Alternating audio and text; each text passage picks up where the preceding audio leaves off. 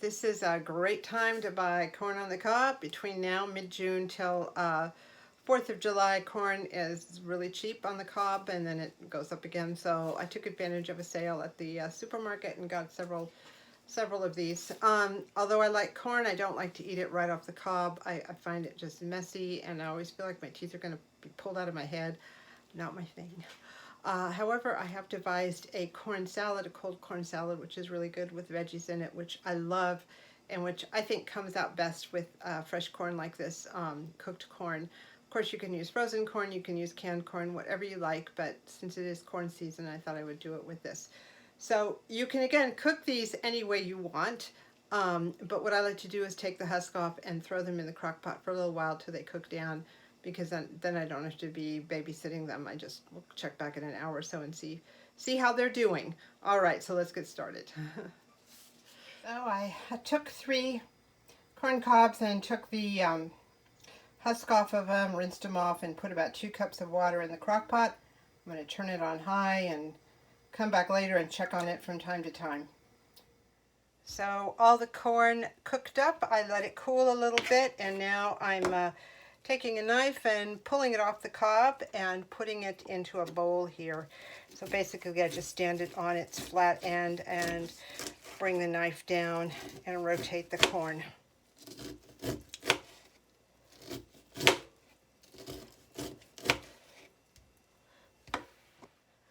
All right, from my 3 corn cobs, I got about 2.5 cups of corn. It probably depends on the size of your corn. So I'm just going to go ahead and kind of break up those pieces of corn so the kernels are a little more individual.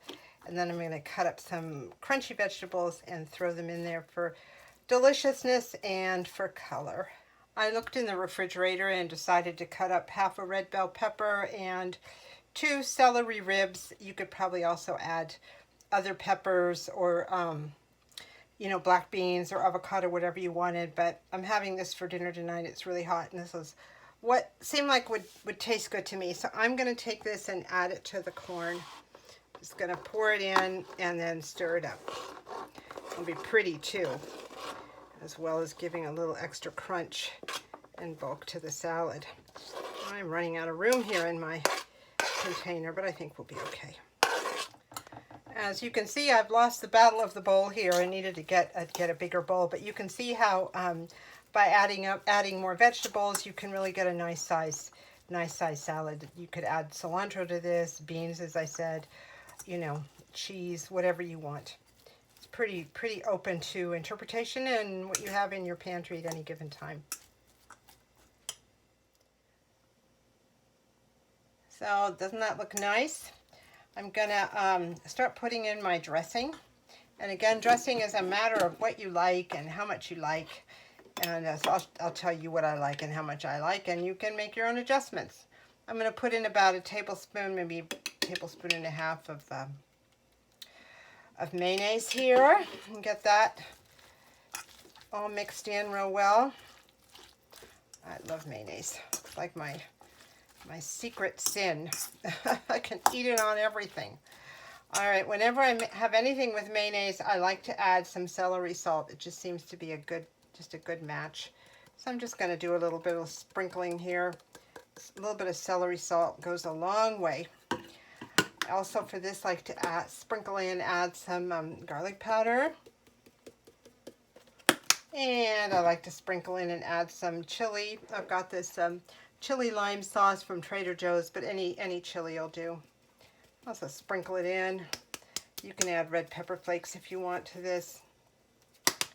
And finally, a little bit of smoked paprika. And I'm going to go ahead and mix that up. Make sure all the flavors and all the spices are well distributed. And I think I'm good to go. I'm going to get a little bowl and try it and let you know. Well, it's been a couple of hours. I went ahead and chilled the corn salad because it's really good when it's really, really cold. Here it is. I'm going to give it a try. Let you know what it's like.